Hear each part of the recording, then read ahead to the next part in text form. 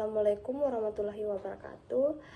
Perkenalkan, nama saya Siti Ramadhani dengan NIM SF230674, program S1 Farmasi. Dosen pengampunya Ibu Rizka Yuli Norvianti, S-Farm MSI. Di sini saya memilih materi tentang kelarutan dan hubungan dengan bioavailabilitas obat. pH dan stabilitas obat. pH larutan berperan penting dalam stabilan obat, di mana perubahan pH dapat memicu reaksi kimia seperti hidrolisis atau dekomposisi. Obat yang sensitif terhadap pH, terutama asam lemah atau asam basa lemah, dapat mengalami degradasi yang signifikan jika tidak diformulasikan dengan benar.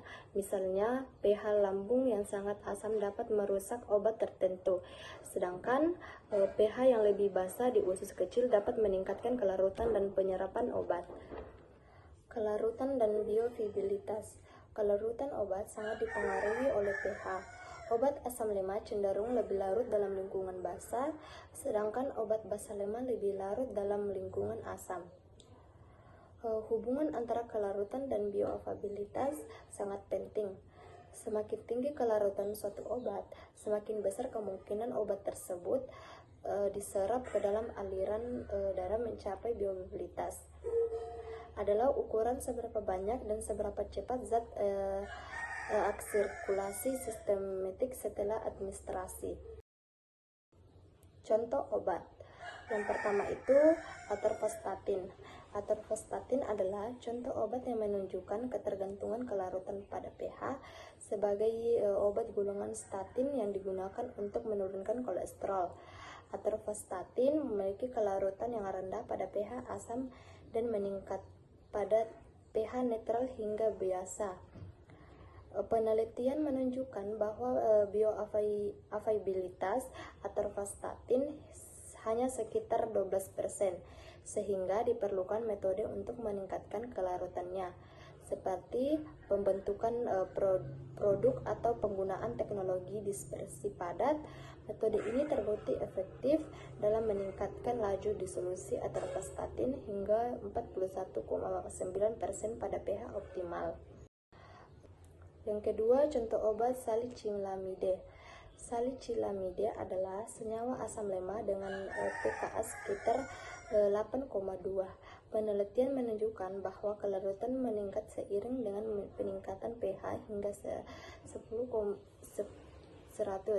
Namun, menurut pada pH 11,0 karena resiko hidrolisis yang lebih tinggi, kadar salicilamide yang terionasasi lebih tinggi pada pH yang lebih tinggi, memungkinkan interaksi yang lebih baik dengan molekul air, sehingga peningkatan kelarutannya dan pada gilirannya bioavailabilitasnya pada pH 6,0.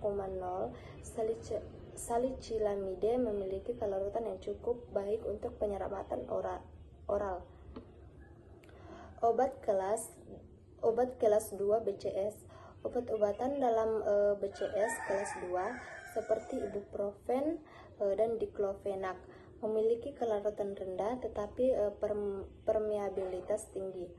Penelitian menunjukkan bahwa untuk meningkatkan bioavailabilitas obat-obatan ini penting untuk meningkatkan kelarutannya melalui berbagai teknik formulasi.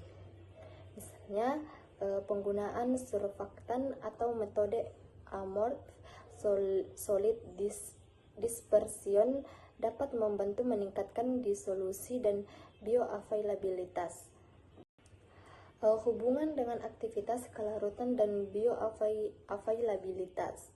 Kelarutan obat sangat berpengaruh terhadap bioavailabilitasnya. Dalam konteks ini, yang pertama kelarutan.